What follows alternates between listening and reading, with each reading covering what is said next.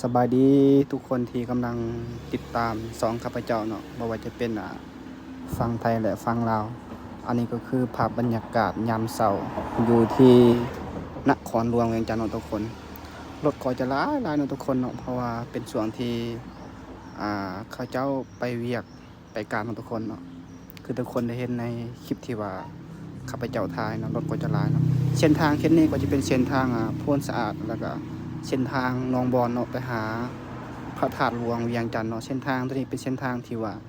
รถสัญจรแออัดที่สุดเนาะทุกคนเนาะแล้วก็รถก็จะติดหลายที่สุดและเส้นทางเขตนี้ทุกคน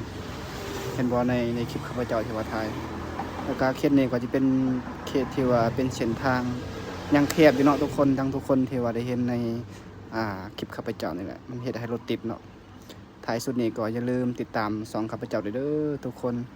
เพื่อเป็นกำลังใจในการเฮ็ดคลิปต่อๆไปขอบใจหลายๆ